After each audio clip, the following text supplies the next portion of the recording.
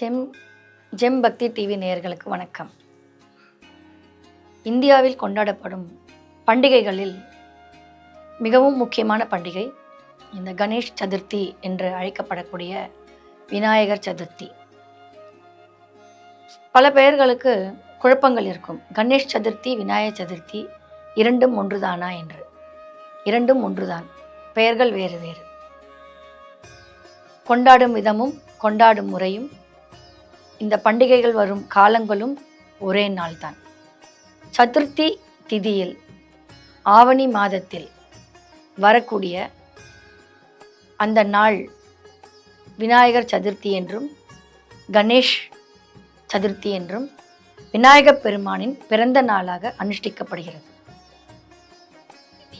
நம்ம பாரத தேசத்தில் அனைத்து மாநிலங்களிலும் அனைத்து மதங்கள் சார்ந்தவர்களும் அனைத்து வித மக்களும் கொண்டாடக்கூடிய ஒரு மிகப்பெரிய பண்டிகை.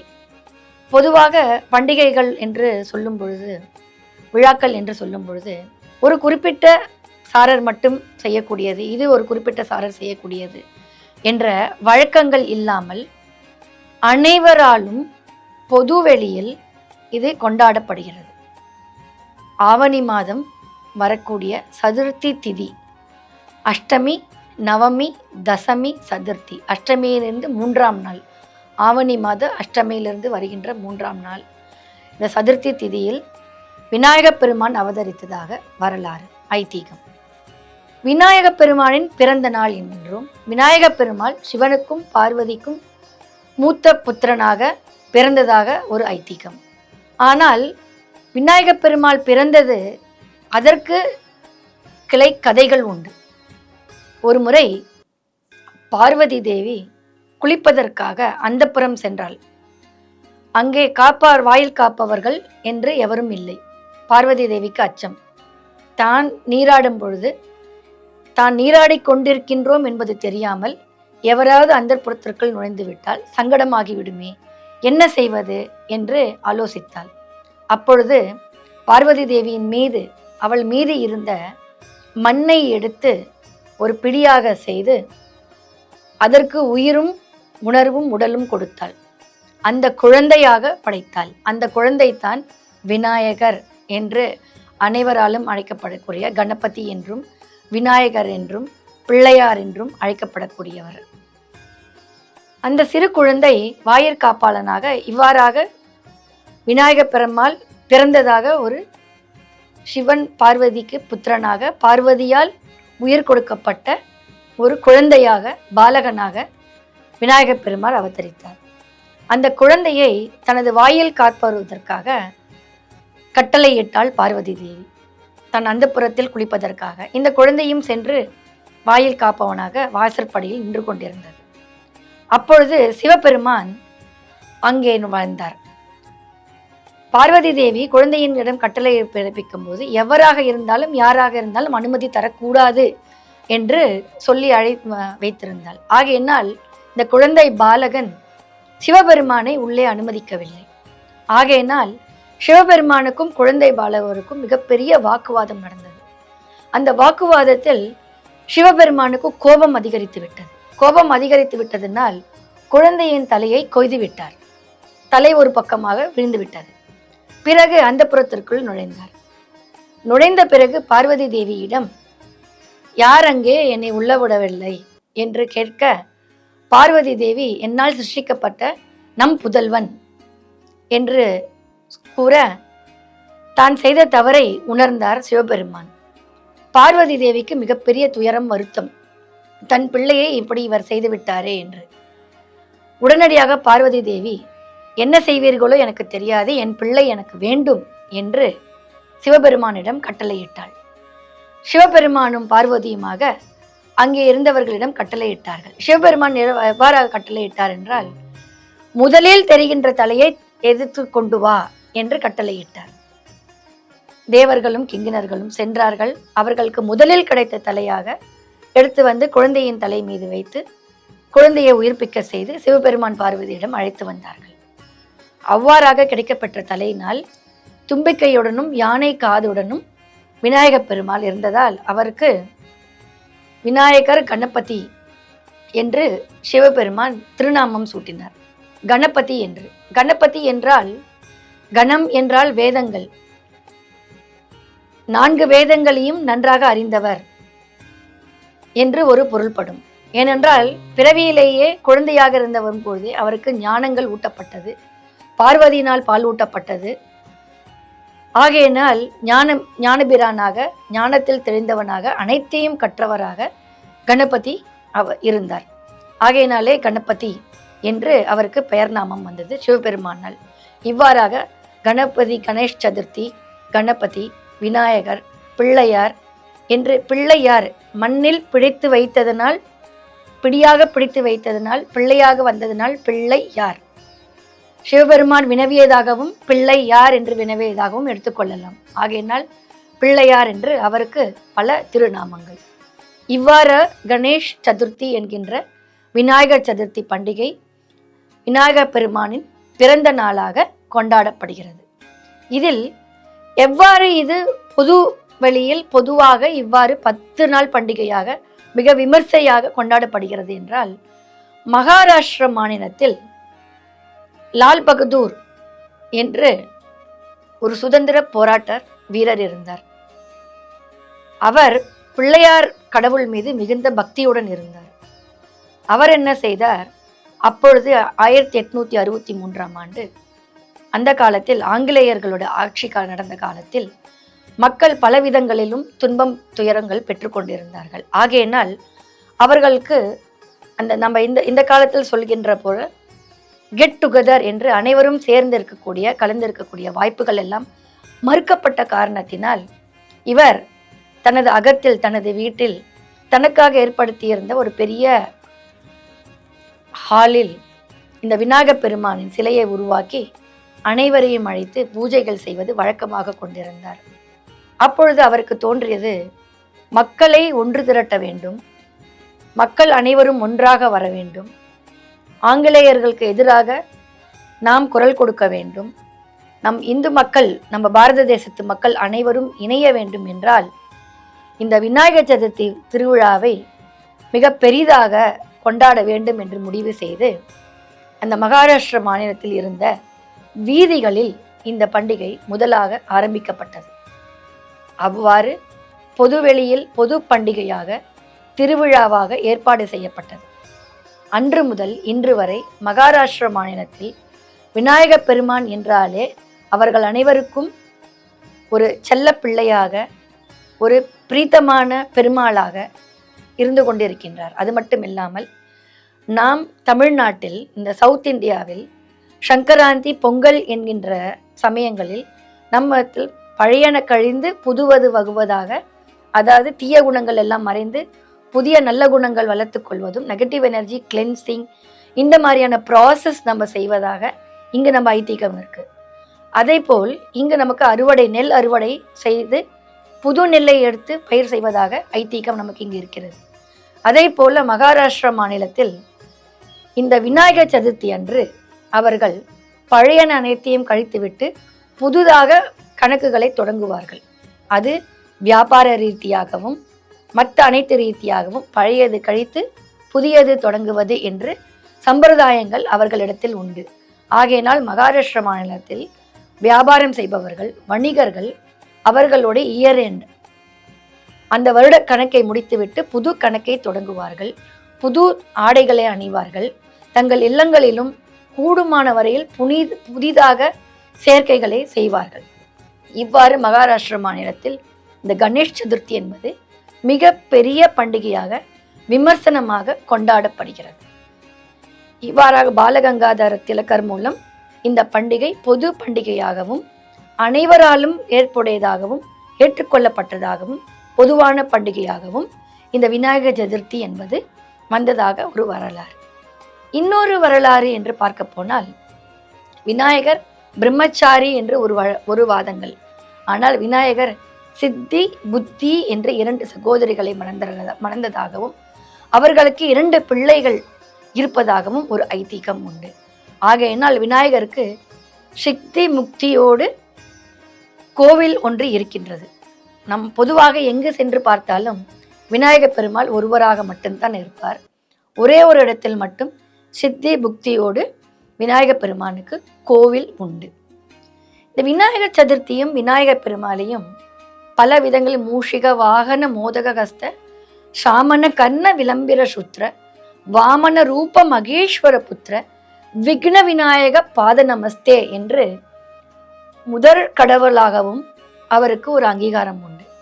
எவ்வாறு அவருக்கு முதற்கடவுள் ஏன் என்று கேட்டார், பார்வதி தேவியினால் ஞானம் பெற்றவர், பார்வதி தேவியின் இடத்தில் பாலை பருகியவர் மற்றும் பார்வதி தேவியினால் காவலனாக அனுமதிக்கப்பட்டவன். ஆகையினால் காப்பவனாகவும் அனைத்து செல்வங்களையும் தரக்கூடியவனாகவும் முதற்கடவுளாகவும் இருக்கின்றான். ஆகையினால்தான் நமது பாரத தேசத்தில் நமது பாரம்பரிய பண்பாட்டில் நாம் எந்த ஒரு நிகழ்வுகளை செய்தாலும் விநாயகரை நினைத்து கொண்டு, ஏனென்றால் அவன் காப்பவன், பார்வதிற்கு வாயில் காப்பவனாக இன்று சிவபெருமானிடத்திலே வாதாடி சிவபெருமானியே அந்த புறத்தில் அனுமதி தராத அவ்வளவு கடுமையான உண்மையான ஒரு காவலனாக விநாயகப் பெருமாள் இருந்ததினால் அவர் முதற்கடவுளாக கொண்டு அவரை அனுஷ்டித்து நாம் நமது அனைத்து விதமான பூஜைகள் பரஸ்காரங்கள் காரியங்கள் என்று அனைத்தையும் நாம் செய்கின்றோம். நமது இல்லங்களாக இருக்கட்டும் பொதுவெளிகளாக இருக்கட்டும் நாம் செய்யக்கூடிய அனைத்து விதமான பண்டிகைகள் திருவிழாக்கள் அனைத்திற்கும் முதற் பெருமானாக இந்த பிள்ளையாரை வணங்கி நாம் நமது காரியங்களை செய்கின்றோம், வேலைகளை செய்கின்றோம். அவ்வாறு முதற்கடவுளாக அவர் இருக்கின்றார். ஏனென்றால் ஆடி முடிந்து ஆவணி ஆரம்பிக்கின்றது. இந்த ஆடியிலிருந்து தை மாதம் வரையும் நீங்கள் பார்த்தீர்கள் என்றால் இந்த காலகட்டத்தில் விநாயகப் பெருமானுக்கு பலவிதமான பூஜைகள் விரதங்கள் அனுஷ்டிக்கிறார்கள். விதைகள் விதைக்கப்படுகின்றது. ஆடிப்பட்டம் தேடி விதை என்று. இந்த விதைகள் ஆடி மாதம் நட்டு ஆவணி மாதம் பார்த்தீர்கள் என்றால் சிறு முளையாக முளைத்து இருக்கும். அந்த பயிர் சிறுசாக முளைத்து இருக்கக்கூடிய இந்த ஆரம்ப காலத்தில் ஆவணி மாதத்தில் பௌர்ணமிக்கு மிக அருகில் வளர்பிறையாக விநாயகப் பெருமான் அவதரித்தார். அந்த சதுர்த்தி திதியில் விநாயகப் பெருமான் அவதரித்தார். பெரும்பாலும் பெருமாளின் அவதாரங்கள் இந்த பகவானின் பிறந்த நாட்கள் பார்த்தீங்கள் என்றால் நம்ம திதியை அனுஷ்டித்து தான் கொண்டாடுகின்றோம். ராம நவமி, கிருஷ்ண அஷ்டமி, சதுர்த்தசி என்று திதியை முன்வைத்து அவதாரங்களின் பிறந்த நாட்களை கொண்டாடுகின்றோம். ஏனென்றால் நாம் இந்த இல்லங்களில் கூட திதி கொடுப்பது என்ற ஒரு வழக்கம் இருக்கின்றது. திதி என்றால் நமது மூதாதையர்கள் கடவுளானதை திதியாக நாம் கொண்டாடுகின்றோம். அப்படி திதியாக கொண்டாடுவது கடவுளை குறிக்கின்றது. ஆகையினால்தான் பூ உலகில் மனிதர்களுக்கு திதி கொடுப்பது என்பது நம் சம்பிரதாயமாக சனாதன தர்மத்தில் ஒன்றாக இருக்கின்றது. ஏனென்றால் திதி கொடுப்பது என்றால் கடவுளை வணங்குவது. நமது இல்லங்களில் நமது பெரியவர்கள் கடவுளாக வணங்கப்படுகிறார்கள். அவ்வாறு வணங்கக்கூடிய அவர்களுக்கு நாம் திதி கொடுக்கின்றோம். அவர்கள் பொதுவாக நம்ம என்ன சொல்கின்றோம் என்றால், இந்த ஜீவாத்மா பரமாத்மா என்கின்ற ஒரு தத்துவத்தின் அடிப்படையில் இந்த உடலுக்கு அழிவு இருக்கின்றது, ஆத்மாவிற்கு அழிவில்லை, அந்த ஆத்மா மீண்டும் பிறவி எடுக்கும் என்று ஒரு ஐதீகம் இருக்கின்றது அல்லவா. ஆகையினால் பிறப்பு எடுக்கின்றது. அந்த பிறப்பை தான் நம்ம பிறந்த நாளாக, கடவுளின் பிறந்த நாளாக திதிகளில் அனுஷ்டிக்கின்றோம். ஆகையினால் தான் நமக்கு ஒரு நம்பிக்கை, நமது மூதாதையர்கள் கடவுளாக இருந்தாலும் மீண்டும் பிறப்பார்கள். அவர்கள் பிறவிகள் எவ்வாறு கொண்டாடப்பட வேண்டும் என்றால், கடவுளின் பிறந்த நாள் நமது மூதாதையரின் பிறந்த நாளாகவும் நாம் அனுஷ்டிக்கலாம். ஆகையினால் தான் திதிகளில் கடவுளுக்கு பிறந்த நாள்கள் நாம் கொண்டாடுகின்றோம். அந்த திதிகளில் நமது இல்லங்களில் தர்ப்பண காரியங்களை நாம் செய்கின்றோம். இவ்வாறு சனாதன தர்மம் என்கின்ற நமது இந்து சம்பிரதாயத்தில் பாரம்பரியமாக நமது கலாச்சாரம், நமது குழம்பு வழக்கம், குல வழக்கம் என்று அனைத்தையும் பாதுகாப்பதற்கும் அவைகள் அடுத்தடுத்த தலைமுறைகளுக்கு சென்று சேர்வதற்குமான ஏற்பாடு செய்யப்பட்டதுதான் இந்த திருவிழாக்கள், பண்டிகைகள் எல்லாம். மறந்து விடாமல் அனுஷ்டிப்பது, பூஜை அனுஷ்டிப்பது எவ்வாறு, நம்ம பூஜைகள் பண்டிகைகள் திருவிழாக்கள் செய்கின்றோம். விநாயகர் சதுர்த்தி என்று சொல்கின்றோம். சதுர்த்தி பூஜை எவ்வாறு செய்வது என்றால், விநாயகப் பெருமான் அவதாரமே பார்வதியினால் சிருஷ்டிக்கப்பட்ட அவதாரம். விநாயகப் பெருமான் தலை ஒரு யானை முகத்தான் என்று யானையினுடைய தலை. அவருக்கு உணவு என்று பார்த்தோம் என்றால் அனைத்தும் அவர் உணவுதான். அவர் அனைத்தையும் ஏற்றுக்கொள்வார். ஆகையினால்தான் எருக்கம், அருகம்புல், எருக்க இலை, எருக்கப்பூ, கொழக்கட்டை, இவ்வாறு இயற்கையாக கிடைக்கக்கூடிய கொய்யாப்பழம், நாவல் பழம் என்று இயற்கையாகவே கிடைக்கக்கூடிய பழங்கள், காய்கள், மாவுகள், திணைகளை கொண்டு அவருக்கு பிரசாதம் செய்வித்து, இந்த இயற்கையாக கிடைக்கக்கூடிய வனங்களில், காடுகளில் கிடைக்கக்கூடிய இலைத்தழைகளை கொண்டு அவருக்கு பூஜை செய்கின்றோம். எந்த விதமான கஷ்டமும் இல்லாமல் சுலபமாக நமக்கு கிடைக்கக்கூடியது அருகம்புல். இந்த மாதிரி சுலபமாக கிடைக்கக்கூடிய அனைத்து பூக்கள், இலைகள் இவைகளை வைத்து அந்த விநாயகப் பெருமானுக்கு பூஜை செய்தால் அவன் ஏற்றுக்கொள்கின்றான். இதற்காக விநாயகப் பெருமாள் சம்திங் ஸ்பெஷல் கிடையாதுன்றது எப்படின்னா, நம்ம கூட இயற்கையாக கிடைக்கக்கூடிய எதுவாக இருந்தாலும், காடுகளில் கிடைக்கக்கூடிய எதுவாக இருந்தாலும் அவனுக்கு மனதார நிவேத்தியமாக பிரசாதமாக கொடுக்கும்போது அவன் அதை ஏற்றுக்கொள்கின்றான். ஆகையினால் இந்த பண்டிகையை கொண்டாடுவதற்கு திரவியங்கள் தேடுவதோ அல்லது இதற்காக பொருளாதார தேவைகளோ மிக அதிகமாக கிடையாது. ஆகையினால் அனைவரும் கொண்டாடப்படுகின்றது. ஆகையினால் தான் பொதுவான பண்டிகை, எந்த விதமான ஏற்றத்தாழ்வும் இல்லாமல் பணக்காரர், ஏழை, முதியவர், குழந்தை, இப்படி மதங்கள், சம்பிரதாயங்கள், சடங்குகள் என்று எதுவுமே இல்லாமல் மிக எளிமையாக பொதுவெளியில் இவை கொண்டாடப்படுகின்றது. பொதுவெளியில் இதை ஆரம்பித்து வைத்தது மகாராஷ்டிரா மாநிலத்தில். ஆகையினால்தான் மகாராஷ்டிரா மாநிலத்தில் விநாயகர் சதுர்த்தி திதிக்கு அடுத்த நாளிலிருந்து நவராத்திரி பண்டிகையாக இது கொண்டாடப்படுகின்றது. பொதுவாக நவராத்திரி பண்டிகை என்றால் தென்னகத்தில் நாம் நவராத்திரி என்று வரக்கூடிய இந்த சரஸ்வதி பூஜை, ஆயுத பூஜை அவைகளை நாம் கொண்டாடுவோம். மகாராஷ்டிரா மாநிலத்தில் இந்த விநாயகர் சதுர்த்தியை அடுத்து, சதுர்த்தி திதிக்கு அடுத்து வரக்கூடிய திதியிலிருந்து 9 நாட்கள் குடும்ப சம்பேதராக விநாயகர் சதுர்த்தி அங்கே கொலுவிற்றிருப்பார். சித்தி முக்தியோடு பிள்ளைகளோடு நவராத்திரி கண்டு அவர் குடும்பமாக இருந்து விசர்ஜன் என்று 10ஆம் நாள் 11ஆம் நாள் அவர் குடும்பத்தை விட்டு பிரிந்து செல்வதாக ஒரு ஐதீகம். அவர் பிரம்மச்சரியம் காற்பதாக ஒரு ஐதீகம். அவருக்கு திருமணமானதாக ஒரு ஐதீகம். அவர் குடும்பத்தோடு இருப்பதாக, வருடத்தில் ஒரு முறை அவர் குடும்பத்தோடு இருப்பதாக ஐதீகம். இவ்வாறு அனைத்து விதமான செல்வங்களையும் வழங்கக்கூடியவர். அவருக்கு அருகம்புல் மாலை அணிவித்து சின்ன மஞ்சளில் ஒரு பிள்ளையாரை பிடித்து வைத்து அதற்கு குங்குமங்கள் இட்டு அந்த பிள்ளையாரை கொண்டு பூஜை செய்வது குடும்பங்களில் வழக்கம். அன்று கொழக்கட்டை பிரசாதம் செய்வது நமது வழக்கம். இன்னும் விநாயகப் பெருமாளை அனுஷ்டிப்பதற்கு, பூஜை செய்வதற்கு வருடம் முழுவதும் விநாயகப் பெருமாளுக்கு பூஜை செய்யலாம். இந்த ஆவணி மாதம் வரக்கூடிய சதுர்த்தி திதி பிறந்த நாளாக அனைவராலும் ஏற்றுக்கொள்ளப்பட்டு கொண்டாடப்படுகின்றது. ஆனாலும் நமது இல்லங்களில் வருடம் முழுவதும் இந்த விநாயகர் சதுர்த்தியை நாம் சிறப்பாக கொண்டாடுவதற்கு 11 விதமான பூஜைகள் விநாயகருக்கு உண்டு. வெள்ளிக்கிழமை பூஜை, செவ்வாய்க்கிழமை பூஜை, சதுர்த்தி பூஜை, மாதந்தோறும் வரக்கூடிய சதுர்த்தி பூஜை, மாதந்தோறும் வரக்கூடிய சதுர்த்தி அன்று பூஜை செய்வது. செவ்வாய்க்கிழமைகளில் வந்து பூஜை செய்யும் பொழுது செவ்வாய் தோஷம் உள்ளவர்களுக்கு அந்த தோஷம் நிவர்த்தி ஆகின்றது. செவ்வாய் தோஷம் நிவர்த்தி ஆகின்றதாக ஒரு ஐதீகம். வெள்ளை பிள்ளையார் பூஜை என்று ஒன்று சொல்கிறார்கள். வெள்ளை பிள்ளையாரை வைத்து அது எருக்கம் பூவின் மூலமாக அவருக்கு மாலை தொடுவித்து அருகம்புல்லை வைத்து அவருக்கு மஞ்சள் மூலம் பிள்ளையார் பிடித்து வைத்து பூஜை செய்வது வழக்கம். அவ்வாறு பூஜை செய்யும் போது புத்திர பாக்கியம் வருகின்றது என்று ஒரு ஐதீகம். சந்தானம் பாக்கியம் கிடைப்பதற்காக வெள்ளை பிள்ளையாரை வைத்து பூஜை செய்வது, சந்தான பாக்கியத்திற்காக ஒரு பூஜை, செவ்வாய் தோஷம் நிவர்த்தி அடைவதற்காக ஒரு பூஜை, நவகிரக தோஷம் நிறைவேறுவதற்காக ஒரு பூஜை, குழந்தை பாக்கியத்திற்காக ஒரு பூஜை, செல்வங்கள் வேண்டும் என்று செல்வங்களை அனுஷ்டிப்பதற்காக ஒரு பூஜை. அதாவது வளர்பிறை மட்டுமே கொண்டாடக்கூடிய காலகட்டத்தில் தேய்பிறை பௌர்ணமி முடிந்து தேய்பிறை காலங்களில் அவருக்கு பூஜை செய்வதன் மூலமாக நமக்கு இருக்கக்கூடிய தோஷங்கள் நிவர்த்தி அடைந்து செல்வங்கள் பெருகும் என்று ஒரு ஐதீகம் உண்டு. ஆகையினால் அவ்வாறு ஒரு பூஜை உண்டு விநாயகப் பெருமானுக்கு.